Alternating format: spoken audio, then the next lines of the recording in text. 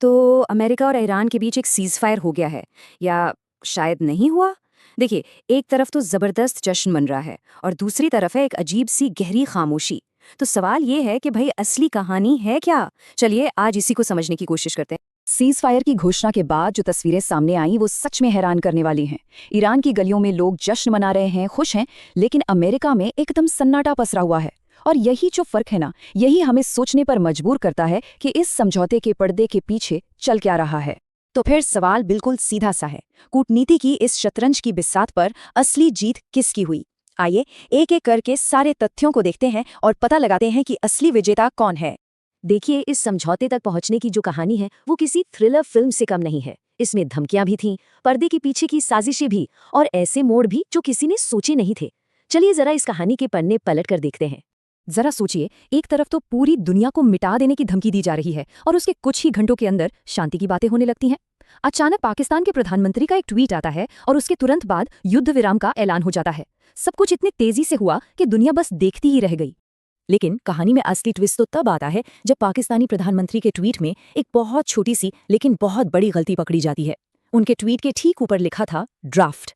अब जरा सोचिए, इसका तो सीधा सीधा मतलब यही निकलता है ना कि ये ट्वीट उन्होंने खुद नहीं लिखा था, ये तो उन्हें कहीं से भेजा गया था और उन्होंने बस कॉपी पेस्ट कर दिया। और बस इसी एक गलती ने पूरी दुनिया में बवाल खड़ा कर दिया।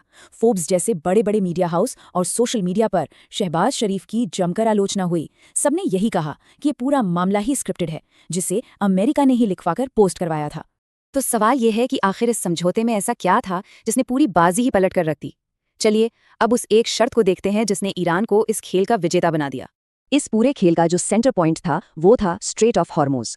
ये वो रास्ता है जिसे दुनिया की एनर्जी सप्लाई की लाइफलाइन कहा जाता है। दुनिया का करीब करीब 20% तेल यहीं से गुजरता है। मतलब जिसका इस पर कब्जा, समझ लीजिए दुनिया की इकोनॉमी पर उसका कंट्रोल। और यहीं पर कहानी का सबसे बड़ा टर्न आता है। इस समझौते में ये तय हुआ कि अगले 2 हफ्तों के लिए इस रास्ते का कंट्रोल ईरान के पास रहेगा। मतलब जिस चाबी के लिए ये सारा झगड़ा हो रहा था, ट्रंप ने वही चाबी उठाकर ईरान के हवाले कर दी।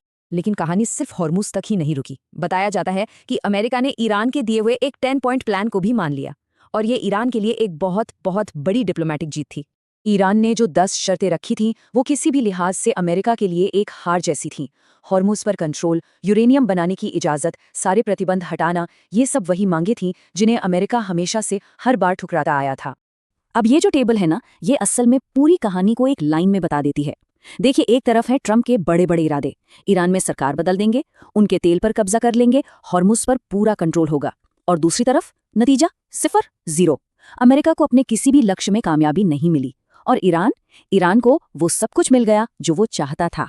लेकिन रुकिए, कहानी अभी खत्म नहीं हुई है। अमेरिका और ईरान के बीच तो सीज़फायर हो गया, लेकिन इस पूरी इक्वेशन में एक और बहुत बड़ा प्लेयर है जो इस समझौते से बिल्कुल भी खुश नहीं है।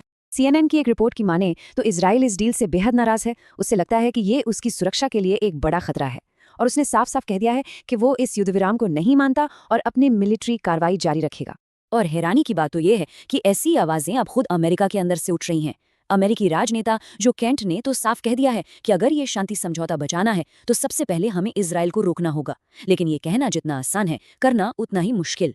तो आखिर में सवाल यही बचता है, क्या ईरान ने दुनिया को ये दिखा दिया है कि बड़ी बड़ी सुपर पावर्स का सामना कैसे किया जाता है? क्या डिप्लोमेसी और सेल्फ कॉन्फिडेंस मिलिट्री पावर पर भारी पड़ सकते हैं? इस एक घटना ने मिडिल ईस्ट की पॉलिटिक्स में एक नया चैप्टर लिख दिया है जिसका असर हमें